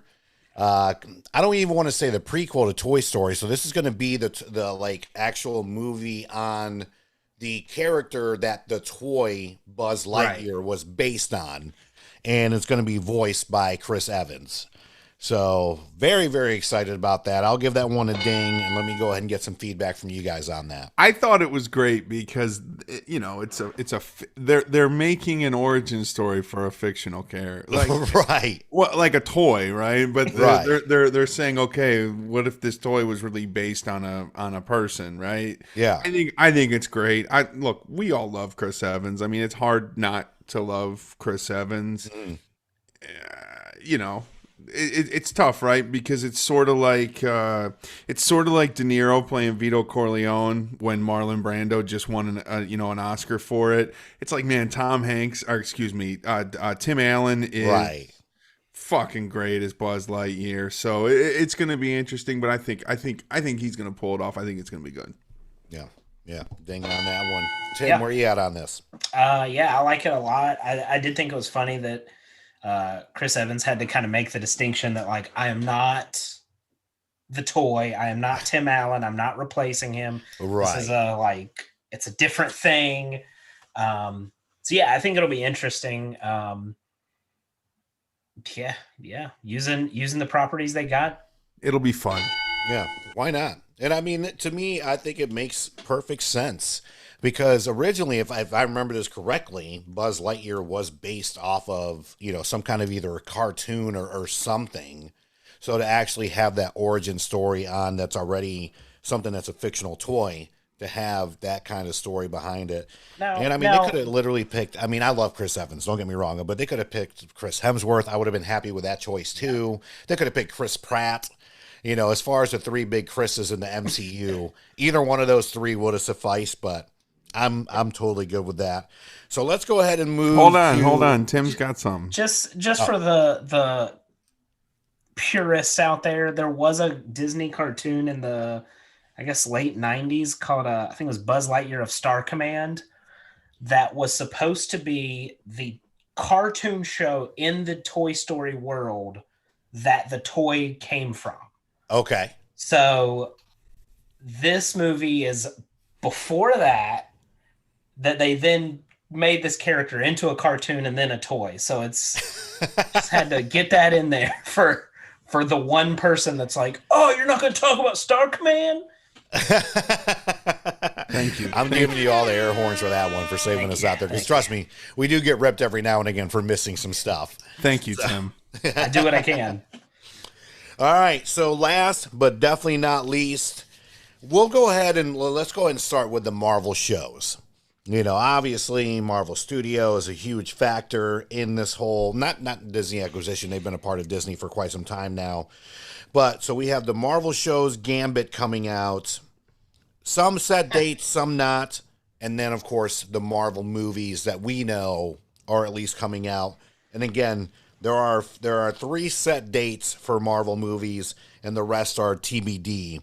So let's go ahead and start with the first one coming out next month. Wanda Vision coming out January, I believe it's 11th. It's like middle of January, something like that. It's going to I don't want to say directly, but it will tie into Doctor Strange Multitude of Madness. Of course, it's going to be Scarlet Witch and Vision coming back some way, somehow, in a lot of different dimensions and multiverses. And let's just go and get that started, because I feel like this is going to be a trend moving forward, is this whole entire multiverse thing. Whether if it's Spider-Man 3 that we're talking about, WandaVision, obviously the Multitude of Madness is the name of the next Doctor Strange movie. It seems like it's a way you can tie in things that you thought were wrapped up, but literally a way to tie in just about anything. And if it's done right, it will be great. If it's not done right, we will all shit all over it. So, Tim, give me your thoughts on And then we'll go from there to Saba. Yeah, good or bad, we're all gonna give them our money, so they win. I'm. It's interesting to me to go to WandaVision first, because I feel like that's gonna be the hardest, like, to kind of grasp. I think. I Hmm. mean, Falcon. Not to get too far ahead, but Falcon Winter Soldier kind of is like a here's two guys, and they're, I assume, picking up where Captain America left off and carrying on the name, and cool, great, easy story. Hmm. WandaVision, I think, is going to introduce that multiverse for sure, and I think is going to do a lot to really show how powerful Wanda is. My thoughts, I think a lot of that show is going to take place in her mind or of her own construction somehow. Um, Probably some multiverse stuff too, but um, yeah, it looks really interesting how they're doing sort of a I Love Lucy and a Brady Bunch Right. and Married with Children and like just all the decades. Like I think it's visually it's going to be fun to watch. I think the two of them are great. Their characters are great, and hopefully it'll add a little depth to maybe the two most one-dimensional characters in, or at least in the Avengers. Yeah. Not a lot of depth to those two, and I think Scarlet Witch is going to be critical to Phase 4. So I'm excited. Well said. Well said. Ding on that one. Saba, where you at? I think it's going to be weird, and I think people are going to hate it. Um, right? I think it's going to be so different from kind of what they've done so far. Sure. But it's also, I think it's also going to lend to Tim's point, a lot of the things that you're going to see in Phase 4. I think they're going in a different direction. It's going to be a different feel, and I'm not sure if it's going to be good or not, but I think it's going to be weird, and I think a lot of like the traditional MCU fans, I just think they're not going to like it because it's not sort of Captain America and Iron Man. This is our first real view into a post Infinity Saga MCU. Even with Spider-Man Far From Home, Tony Stark was just totally a part of that movie, right? So I think that it's going to be interesting. I will give this show every chance. I'm going to watch it. I'm not going to stop after one or two episodes. I'm going to give it an opportunity. I actually like the Wanda Maximoff character. Vision was a little meh. I think, we'll see, but I do not think it's going to be met with great reviews because of the difference that it's going to have with what people are used to. I like it. I like the honesty as always. I'm in the middle myself. I mean, I'm a big fan of obviously weird and strange shit. So I'm definitely going to look forward to it, especially just growing up the way I did, watching old school television shows with my sisters as well as my dad, everything from the Munsters to I Love Lucy to, of course, the Brady Bunch. And I mean, Married with Children was a staple in the household. I mean, it was literally one of the first shows on Fox. So actually, I'm going to go back with a ding on that one just because of the weirdness, and I will give it a chance because of that. I do agree with Saba, though, and it's not so much diehard MCU fans. I mean, I'll never forget when I saw Infinity War come out, and you could just tell how many people really didn't follow, let alone comic books, but the MCU in general. Like, as soon as Thanos snapped his fingers and, T'Challa died, half the theater went fucking crazy. They're like, we just got him. I'm like, I get that, but, we also just got everybody else like 10 years ago, starting with Iron Man. So, yeah, I think you're very traditional, doesn't know anything about the comics, just kind of watches movies just to watch movies. Will probably not be a big fan of the show. I think maybe some of the diehard comic book fans will enjoy it. I do think because we are entering this whole new multiverse of damn near everything, it feels like, I do think people are going to be more open to it. So that's just kind of my opinion on that. So I will ding it on there. And to keep it going, to Tim's point, to me, what's going to be the buddy cop comedy version of the MCU, which literally I feel like this is going to be Lethal Weapon, but the MCU version of it Totally. is going to be Falcon and Winter Soldier. I'm all in for it. That's it. Yep. I mean, when Jordan was at my house last Saturday before everybody got here, he had not seen the trailer for Falcon Winter Soldier, and I said, "Dude, it's like Lethal Weapon. It's like a buddy cop show." And I'm totally in for it. I mean, it goes back to Civil War, right? And they're laying there after Peter Parker had just shot him, and he's like, I hate you. You know, they're both laying there like, right? It's kind of sort of continued to build on that. I think it's going to be great. Yep. Same. I think that entire trailer summed up in that last like 3 seconds where I forget what he says, but Winter Soldier makes some smart comment and Falcon's just like, I really hate you. Yeah. It's like, that's it. That's the whole show and I'm in. Agreed. And I love that, you know, this is going to be sort of, it's going to be like normal Bucky, right? Like he's gone, like he's done being like, let's put his brain back in the blender, right? Like that's all done, you know? So it's like, he's actually going to be kind of like a normal person. Yeah. And I'm really jazzed up for that because it's like, you know, that guy's had a rough road, man. Yeah, I agree. Because I mean, if you think about it, Infinity War as well as Endgame, he's normal Bucky as far as what we can see. For just not a lot of screen time, right? Like 5 minutes combined. Like he's kicking ass and he's taking names, but we don't really get to know him as someone that's not, you know, warped by a sequence of, you know, words and numbers and codes. Breakfast. So yeah, I'm definitely looking forward to it. We all know that Falcon is Jordan Brack's favorite character. So, keeping it going on that list, again, another trailer that we got is Loki. So coming back, and I love how the trailer picks up right from Endgame, where he ends up back with the Tesseract. The Tesseract. Yeah. And then going from there. So what are your takes on the Loki trailer? You don't know where he goes. Owen Wilson was fun. Yeah. I'm into it. Look, I mean, everybody loves Tom Hiddleston. Everybody loves the Loki character. You know, not all these shows are going to hit.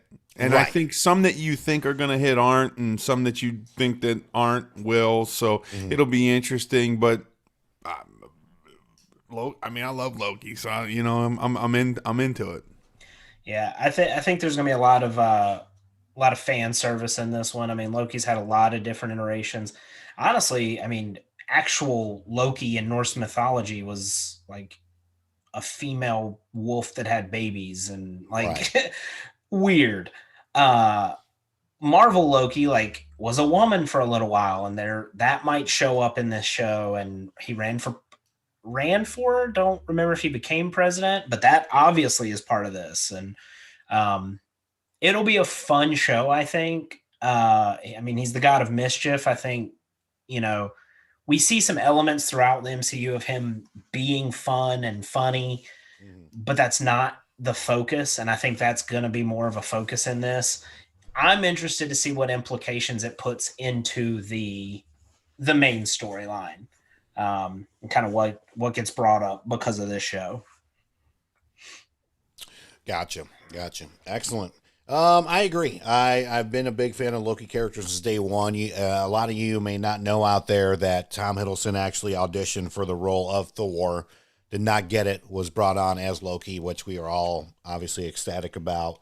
So, you know, just kind of like for the sake of time, let's do just a little bit of a speed round. You know, as far as trailers goes, we did get a trailer for What If, which is going to be the animated version of the What If comic books, which I don't know if you have a chance to like literally stop by your local comic book store, but go pick these up. They're like $2. And it's literally like if the Silver Surfer got the Infinity Gauntlet, like all these different kind of iterations. And the guy voicing him, I cannot remember his name, but he is in Westworld and been in a ton of shows. And I'll look it up here in a little bit. But we have What If. Ed Harris? No, no, no, not him. He's the guy with the glasses. He's playing the Watcher in all of the Oh, iterations of it. Jesus, Jeffrey Wright. That's it. That's it. Incredible actor. He was in Boardwalk Empire for like the last couple seasons. He's in Westworld. He's going to play the voice of the Watcher. So I just want to go down just like a couple shows and to just give me like a yes or no. So we got, of course, the What If shows. We have Miss Marvel coming out. We have She-Hulk coming out, which is going to include Tim Roth coming back playing the Abomination as he did in the Incredible Hulk movie with Ed Norton. And then, of course, our boy, our original Hulk right now will be back in there. Is it Ruffalo? Mark Ruffalo. Ruffalo. That's it. And then we have Hawkeye. Yes. Which is going to introduce Haley Steinfeld as the daughter. And then we have Secret Invasion, which will bring back Tom Hiddleston, with rumored coming back, of course, which I can't see anybody else playing Nick Fury at this point. Yeah. But, of course, Sam Jackson. So just kind of going down the line, just kind of spinning off each other. Let's go ahead and start with What If and go from there. I'm pumped for What If. That was one they announced, I think, when Disney Plus launched, and I was it's animated but voiced by the actors from the MCU. That comic book series is great. It actually introduced the original Marvel DC crossover. I forget how they phrased it, but like, what if they combine? So yeah, definitely check those out if you can. Some really, really cool, like just one shot comic stories. I think that's gonna be great. And I'm usually not as thrilled about the animated stuff. Star Wars, Marvel just doesn't grab me the way the live action stuff does, but I'm definitely pumped for that one. Nice. I'm into it. I'm into it. It's at probably the middle of the list for me, but I'm into it. All right. So we'll go ahead and get some dings on there. And of course, I'm definitely into it. I have a couple of the What If comics. They're very entertaining. Again, just one shots. And to me, I'm really glad that they're doing it animated. I mean, to actually spend money to have real actors come in and this and the other. And don't get me wrong, I'm not saying that voice actors are not real actors, but I think that's the best way to actually do it. It's because Brian is a voice actor. Yeah, I wish. So the next one on there, Hawkeye, with, again, Haley Steinfeld. She voiced Spider-Gwen on Multiverse. Or not Multiverse, Spider-Man. Spider-Verse. And then she was also in Bumblebee. She's going to be playing Hawkeye's daughter. What's your take on that one? She's going to eventually take over the Hawkeye realm. So this is one that I'm disappointed. Okay. Because early on there was rumors that this would take place in between Infinity War and Endgame and show him going on his rampage or whatever. Okay. I was... like that would be number one on my list. Gotcha. So I'm a little look again.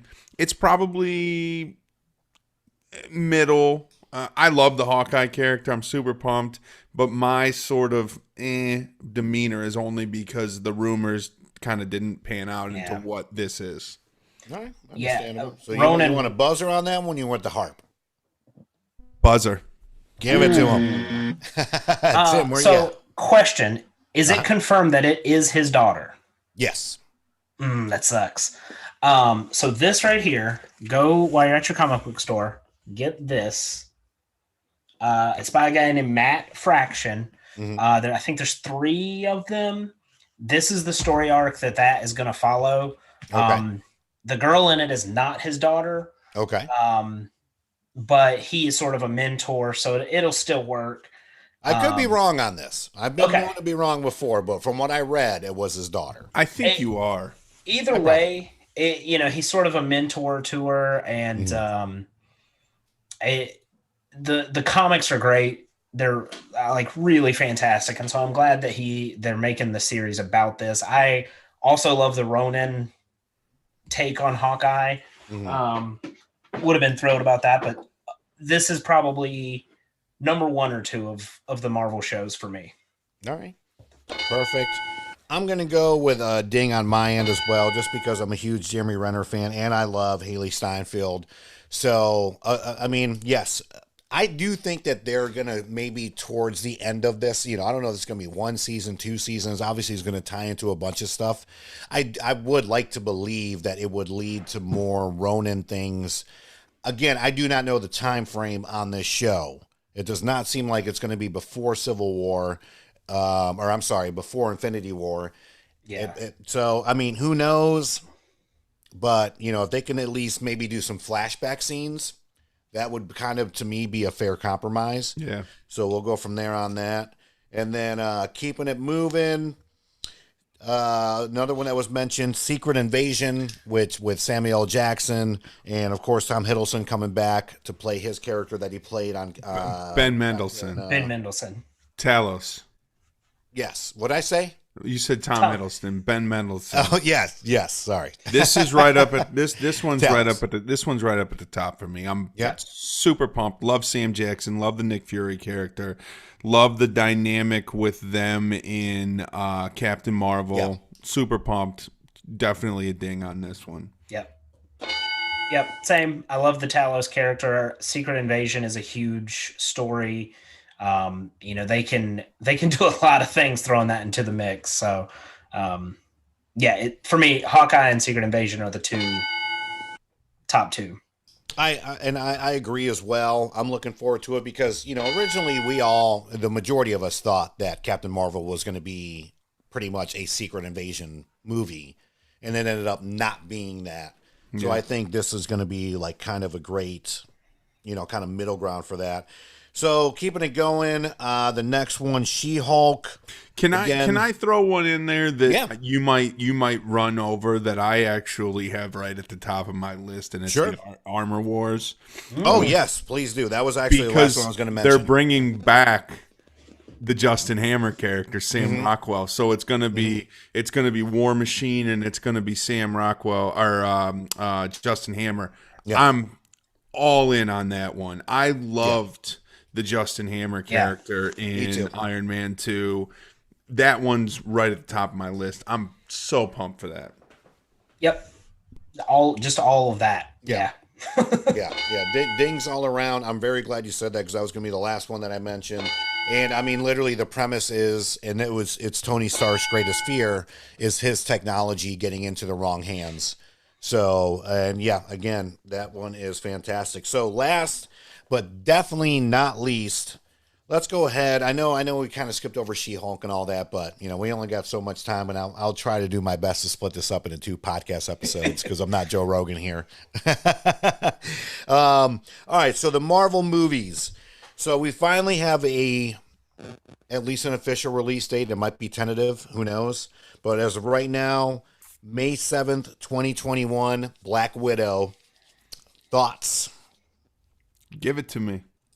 I mean, just give it to me. I mean, at this point, it's been pushed back and delayed so much. I mean, the movie's there; it's ready. Yeah, they could have very easily put it out at this point. I mean, I get it, right? They wanna bank on it, and maximize it, but I'm into it. I love it. It'll be great. I think it'll be great, and it's also going to lay the groundwork for the future Black Widow with the other gal that's in it with her, and I think old boy Hopper from he'll be good as Taskmaster. Right? He's Taskmaster, right?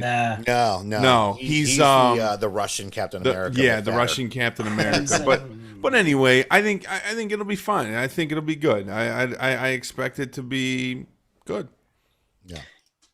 I'm excited to see Taskmaster. I think it will be good. I'm honestly surprised they haven't done what they did with Mulan and do the premiere $30 whatever thing on Disney Plus.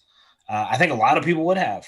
And then with Wonder Woman going straight to HBO Max, I figured they'd do the same with Black Widow. So, I mean, we'll see what happens come May, but finally. Here was the kind of biggest shock to me, and they didn't really announce it. I mean, there's a date, but they did not talk much about it, and I don't know if this date is accurate or not. Because I have 2 dates on here. So we all know that last or this year, we were supposed to get, of course, Black Widow. And then right around November, I believe, we're supposed to get the Eternals. Mm-hmm. So now, they didn't really talk about it at all that I can remember. They have a date for it, though. Well, that's the thing. I have two conflicting dates. So I have one that's November 5th, 2021, which makes more sense. And then there's one that says February 12th, 2021. I don't think so. I don't have anything in February. No. All right, so I'm going to go with the November 5th, Yeah. 2021. They're gonna maintain the same timeline. That's kind of what I'm hoping, because right now, as far as dates go, again, just like it was supposed to be this year, it was supposed to be Black Widow first and then the Eternals in the fall. So if that stays true, we're still looking at Black Widow May 7th of 2021. So now we're looking November 5th for Eternals 2021. So before we get into the next two movies that have set dates, feedback on all that. I know we talked about it briefly on our 2020 previews, but any expectations, hopes, this, that, and the other for Eternals? Well, Eternals is just going to lay the groundwork for mutants. So and I believe that they're actually there's rumors that they're going to do Fantastic Four in post credits, which so makes sense. I'm into it. I'm into the whole Eternals story. I don't know much about it, but it's got a great cast. Yeah, They're sort of they're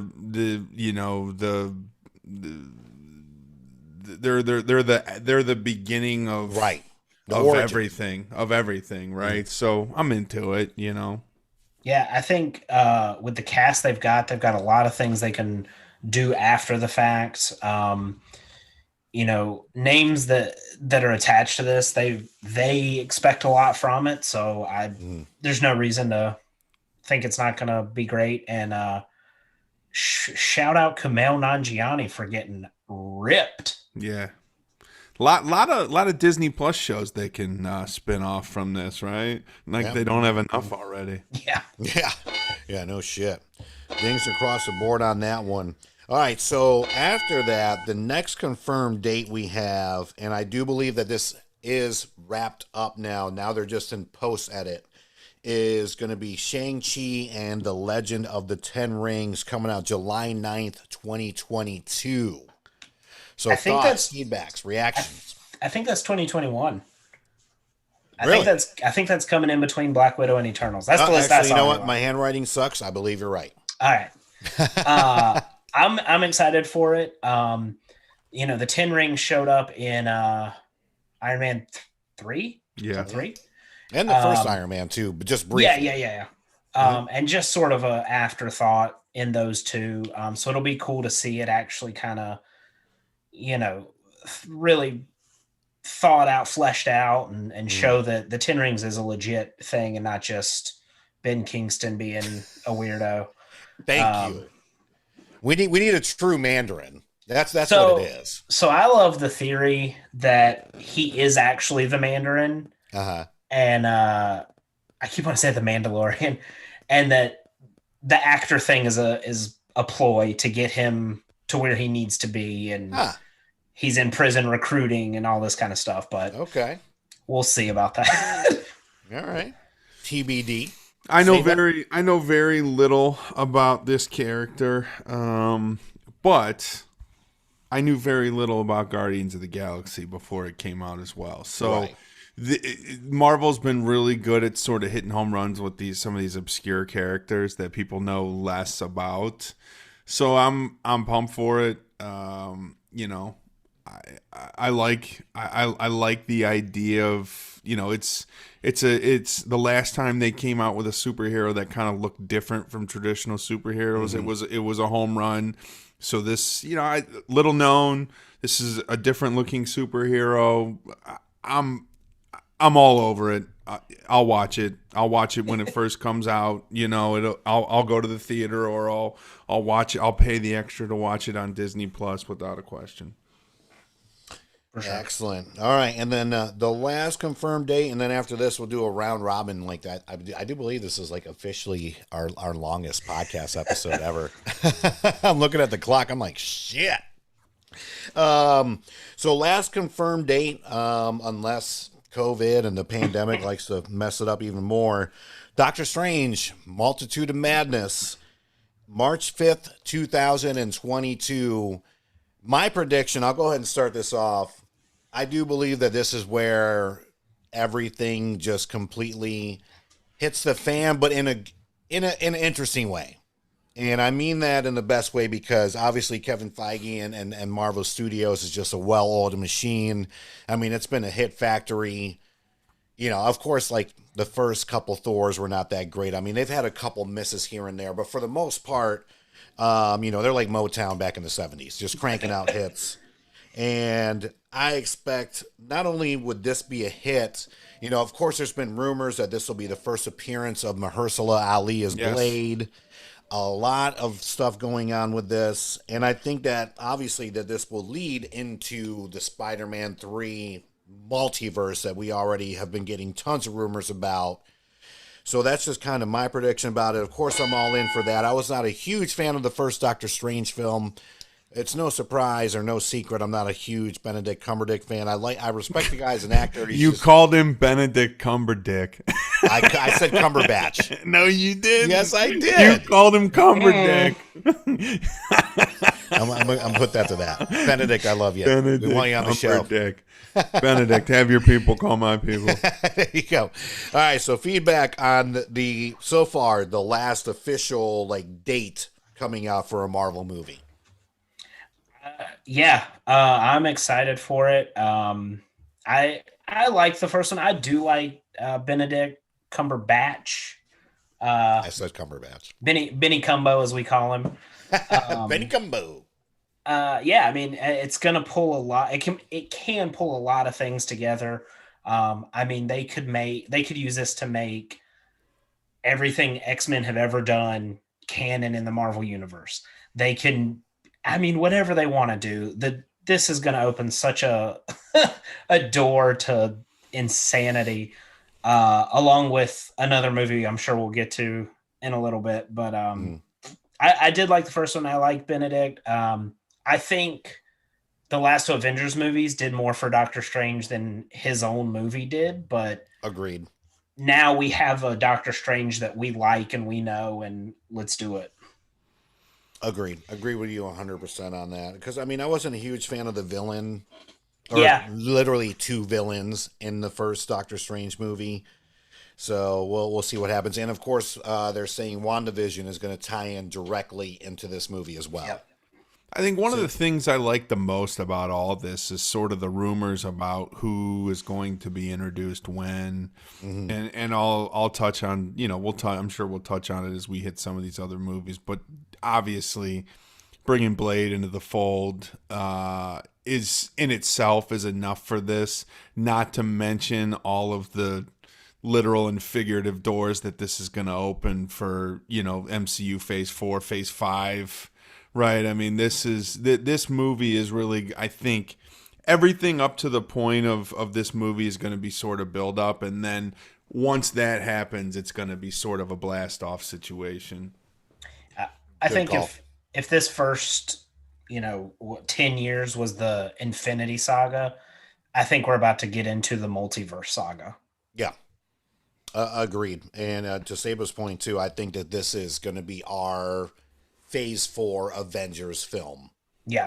As far as we don't know where we're going, we don't know who the big bad's going to be. Of course, we've had this discussion a bunch of times as far as it's going to be Doctor Doom.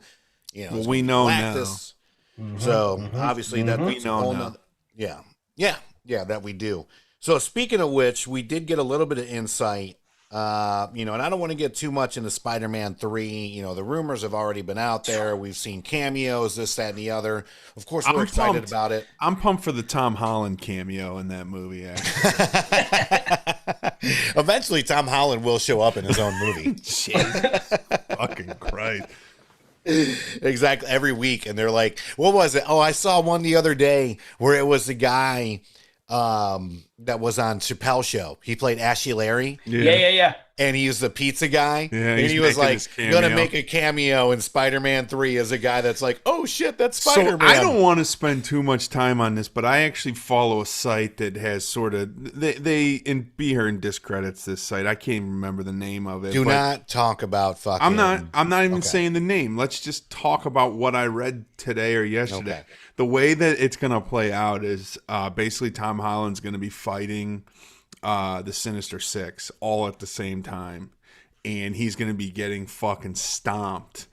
and Doctor Strange is gonna come and he's gonna like open a multiverse portal, and motherfucking Tobey Maguire and Andrew Garfield are gonna drop down through. I'm getting fucking goosebumps. I'm talking about it. I hope that And happens. they're gonna fucking drop down through it, and they're gonna come and they're gonna fucking like save them. And dude, like they can do anything with this. Yeah. They can do anything, And that's the beauty of it.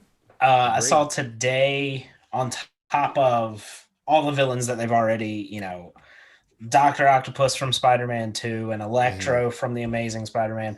I saw today Green Goblin from The Amazing series and Sandman's Hobgoblin, Sandman. I wouldn't rule out Tom Hardy being in this movie either. That's if I'm Sony and I'm still letting you use what we technically have rights to, you're tying in my freaking Tom Hardy Venom. Yeah. And well, shoot, what's his name? Morbi. So Morbius, and that's another thing too, Thank you. because we saw in the Morbius trailer that Vulture was on the very end of that trailer, and I think that's going to lead up to the whole Sinister Six thing. So eventually, Sony and Disney, obviously they're on terms. I'm not going to say that they're good terms, but they're going to have to figure this thing out to be like, listen, obviously you don't fully own Spider-Man. We need to bring him back for a couple of things here. We're going to do this. They're going to have to figure out how to tie all this shit in together so they can all make a ton of money. If I'm in charge at Sony or near the top at Sony, I'm walking in a room and I'm saying, look, we better be getting fucking good with Marvel because Right. we're hurting ourselves here. Like keeping fucking Tom Hardy's Venom and Spider-Man to ourselves, that honestly, that's not helping us. That's just pissing off comic book fans. Right. And it's I mean, if we reboot Spider-Man a fourth time, Come on. Oh God, stop it. Because everybody loves Tom Holland. Yeah, it's true. And it's one of those things. So even if we didn't love Tom Holland, there has to be a break. That's why I'm glad that once Disney did absorb Fox, that we didn't go right to, okay, who's going to be Wolverine right now? Like, let's just take a chill pill. Everybody freaking relax. Let's enjoy some movies for a while, and then we'll get to all that later. So speaking of Wolverine, sounds like Black Panther 2 is going to be when you get post credits is when you get your first peek at the new Wolverine, or at least some hint of who Wolverine is. Nice. Did not know that. And because they're gonna tie adamantium in because of they're gonna have to tie Wakanda into adamantium. Yeah, into his vibranium skeleton. They're gonna have to tie that together. Yeah, and they did announce this past week too that they are not going to replace Chadwick as King T'Challa, which is great. Good. So they're still moving forward with the Black Panther 2 with the same director for Black Panther 1, but they are not looking to replace him, which I'm very happy about. So we'll see what happens with that. Just to kind of wrap things up, the last two on the list.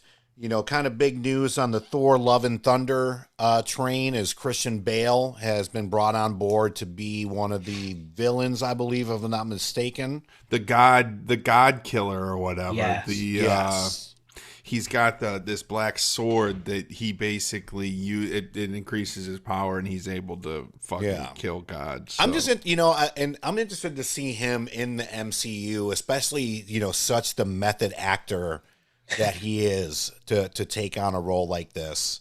So I'm sure he's excited. I'm excited to see him in this role. And then Saba, you and I talked about this last weekend at your place. Kang the Conqueror coming into Ant-Man and the Wasp. I believe it's called Quantumania. Yeah. Yep. So another one I'm excited about. I'll let you guys kind of talk about that a little bit, but that's the most that I know is I'm just looking forward to seeing Kang the Conqueror. Just for people that don't know, Kang the Conqueror is from the future. So all of this shit that's happened from Endgame and what's going to happen moving forward is going to open the door. He's going to come back from the future, and there's going to be a lot of tie-ins. From what I hear, Josh Brolin's not done in the MCU, and he may take on a different role. Not as a bad guy, so he may actually become. And for those of you that don't know, Josh Brolin played Thanos, so there are scenarios in some of the comic books where Thanos is actually on the good guy's side. Look, I'm. Listen, we're so far away from that, and so much needs to happen. I mean, Right. basically, Ant-Man 3 is the last movie Yeah. that they've talked about that's going to be here. So we're talking 2023, maybe even early At least. 2024 At before least, we yeah. get that. You got a Fantastic Four movie that's coming before that. So a lot is going to happen. The one thing, and I'll let Tim go on this after I say this.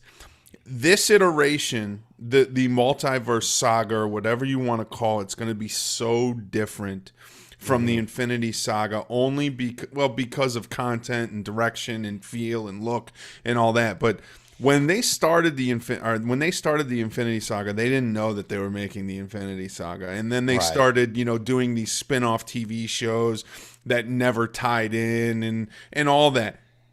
Everything is going to seamlessly tie in to something else. This is going to be the most just dialed in next 10 years of a combination of television, movies. Everything's going to have its place. There's not going to be any holes, and it's just it's exciting, man. It's so exciting, and it sucks that it continues to get delayed, but it's going to be fucking phenomenal, and I'm gonna watch it all. I'll pay fucking $30 for all of them. I don't give a fuck. Let's go. Boom. Yeah. Kang is your phase 4 big bad. I think if he's not already introduced, he's got to show up in, post credits for Fantastic Four. Unless, they end up jockeying those timelines a little bit, but I'm pumped for it. I don't know if you guys have watched Lovecraft Country, but the actor, I forget his name. He's fantastic in that. Jonathan Majors. Yeah, that's super weird show. Yeah. But he's great. I'm excited for that. It's interesting to think about the MCU and some of the things that towards the end of the Infinity Saga, fans started pointing out missteps here and there. Sure. And they went back and they fixed pretty much all of them. But imagine had they had the foresight when Iron Man 1 came out that this is the next decade. Yeah, it's gonna be incredible. And with Star Wars, we're seeing kind of the same thing, but yeah, it's a much bigger picture. There's a bigger timeline, and there's way more characters. I mean, you could go anywhere in the universe, whereas the MCU is this little hub. And it's all gonna tie together. It's gonna be incredible. To jump back real quick, Thor: Love and Thunder. I'm pumped. Oh yeah, so pumped for that. I mean, Ragnarok took everyone by surprise. We were like, really a third Thor movie? All right, I guess. Yep. And it was incredible. Yep. And this will be the first solo fourth movie. Yeah. 3 Iron Man, 3 Captain America, 4 Thors. Who would have guessed? Yeah.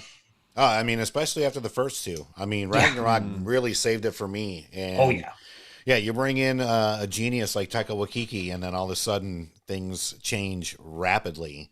And then obviously with Guardians 3, still in the works as well.